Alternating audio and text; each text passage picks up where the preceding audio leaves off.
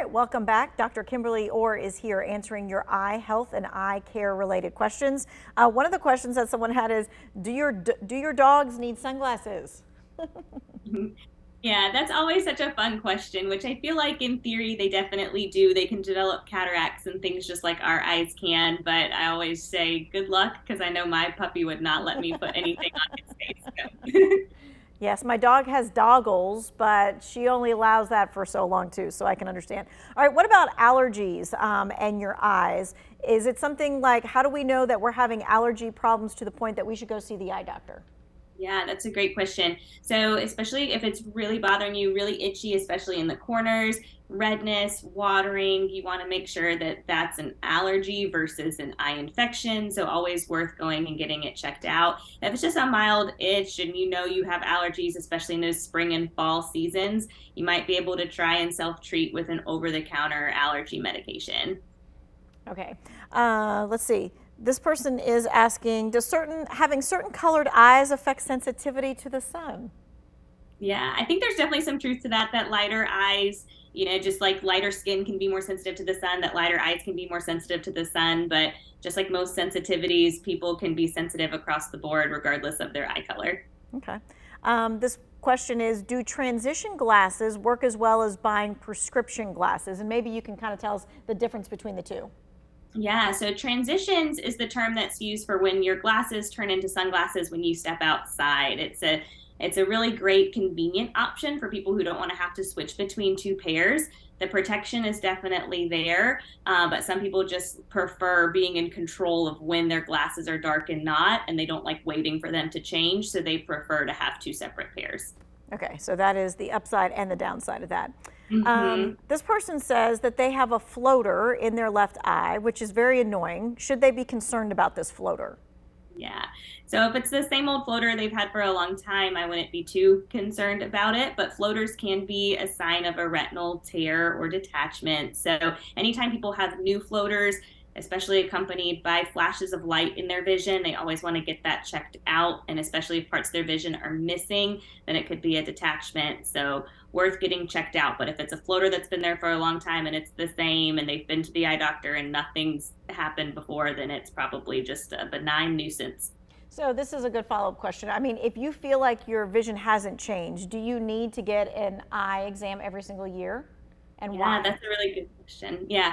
So I definitely would get checked out every year because people can have conditions that they weren't aware of. I found retinal holes and tears on patients that they didn't know were there when they came in for their routine eye exam. Glaucoma is a disease that we can find and treat.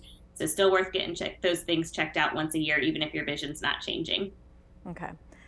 This person says, I have extreme photosensitivity and also a problem with fluorescent lights. Is there a kind of glasses that would help with that?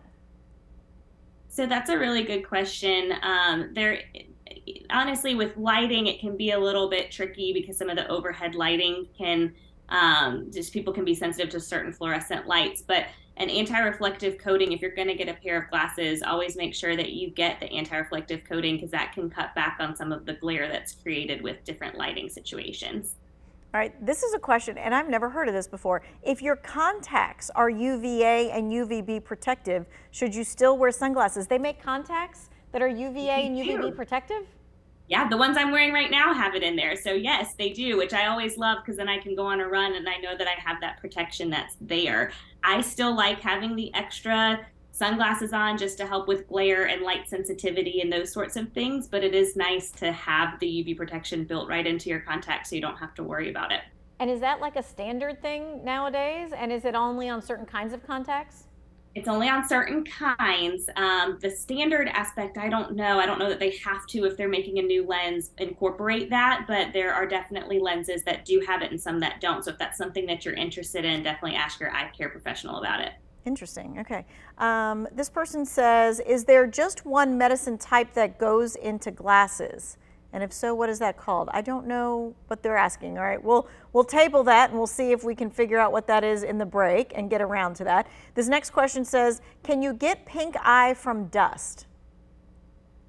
Probably not as much the pink eye unless there's something in the dust that's actually infecting the eye, but definitely an allergic conjunctivitis. So that might require a steroid to calm down or an over-the-counter allergy drop like Pataday or Lasticapt along those lines might be needed for that.